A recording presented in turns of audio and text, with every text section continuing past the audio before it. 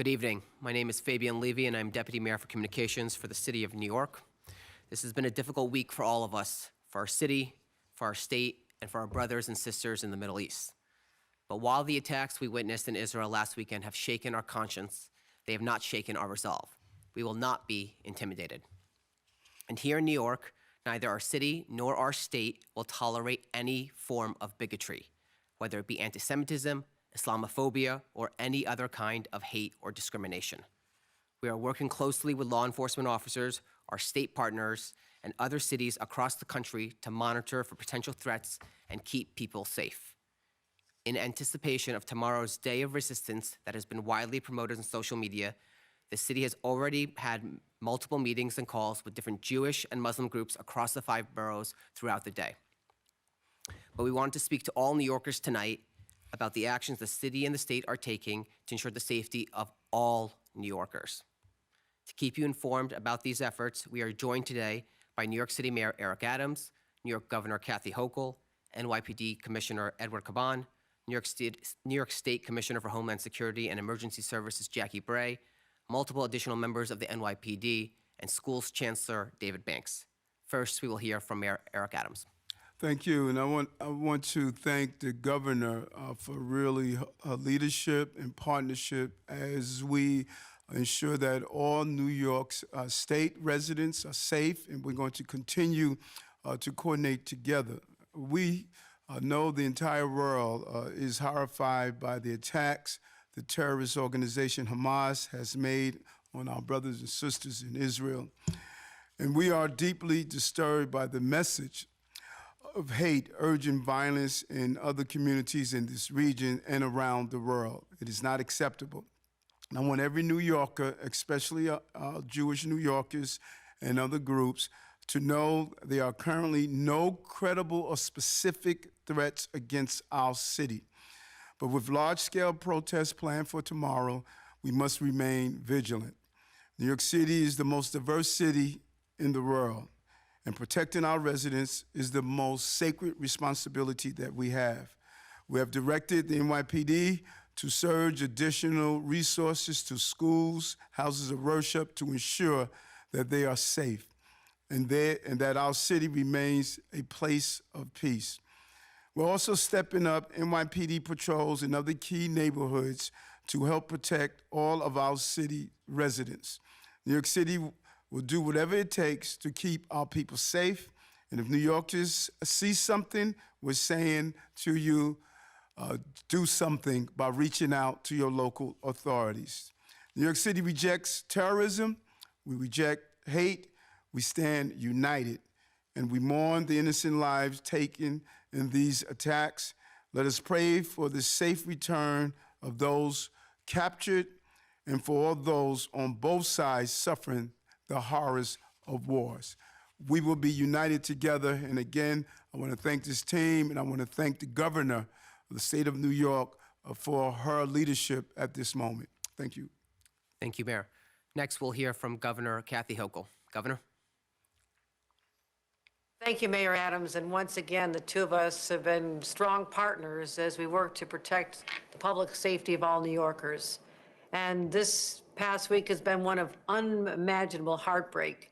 These attacks on innocent civilians, babies, children, grandmothers that have now unleashed a spiral of violence. We've all watched in horror and anguish as we saw so many of our own residents affected deeply, some who are over there still in harm's way. And it's a fear even within our city limits in our state that people never expected to feel again so soon. And I agree with the mayor. Reports that Hamas has called for a day of action tomorrow calls for us together to address the concerns of New Yorkers as you receive this information. And I'm proud to work with you, Mayor, and our Commissioner Caban as we update New Yorkers. But we first want to emphasize something that is simple, and it's non-negotiable, that the safety of New York's Jewish communities is not up for debate. We will stand in solidarity with our Jewish friends and neighbors today, tomorrow, and every day. There is no call to violence that will shake that conviction, and there's no evil we are unwilling to confront. Before I discuss the security measures we're adopting in the state of New York tomorrow, let me tell you what we've done briefly already to protect the citizens of our state. Immediately following the attacks on Israel Saturday morning, we directed the state police to work with local law enforcement, especially here with the NYPD, to up our local patrols and outreach. Yeshivas, synagogues, and museums, cultural institutions, places that were deemed vulnerable in the city and throughout the state. Constant communication with our federal partners, state intelligence experts as we monitor any potential security threats. I physically visited our New York State Intelligence Center in Albany to get an in-person briefing.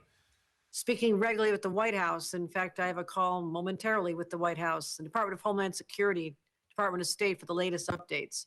And as the mayor has been doing, outreach to our community groups, religious organizations, the Muslim community, the Jewish community, and also responding to any credible threats. But we all have to be clear. There is currently no intelligence showing any active threats in New York. That is the entire state of New York.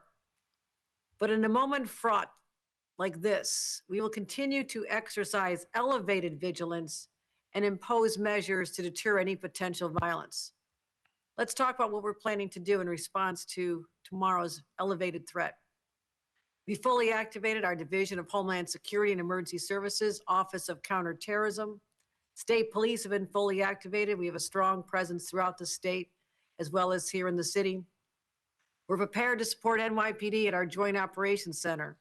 And if we need them, we have the resources of the New York National Guard and our Joint Task Force Empire Shield ready to be activated.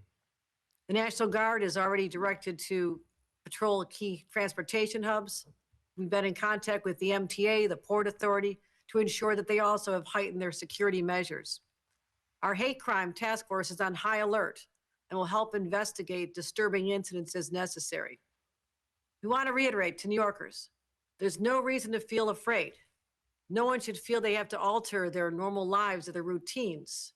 And indeed, when we change our behavior without a serious, credible threat, then we're letting the terrorists win. I want all New Yorkers to feel confident going to a synagogue, going to school, walking to the streets of New York and throughout our state over the next few days. And those who seek to use Hamas's violence as justification for violence of their own, we have no tolerance for your hate. I condemn violence of every kind in New York. And I want to be clear. When I say every kind, that's exactly what I mean. I am outraged to reports of violence or threats against Jewish New Yorkers, including a reported incident where an Israeli student was assaulted on their very own college campus. And I have zero tolerance for hate directed towards Palestinian New Yorkers, a community that is also cherished and respected in our state. Last night's reported attack in Brooklyn of a Palestinian New Yorker is also completely unacceptable and reprehensible. Public safety will always be my top priority. My commitment is to keeping New Yorkers safe. That is unwavering. And again, Mayor, so proud to team up with you once again. We have the finest working with us. I thank your team. I thank my state team. And now I want to introduce New York City Police Commissioner Edward Caban.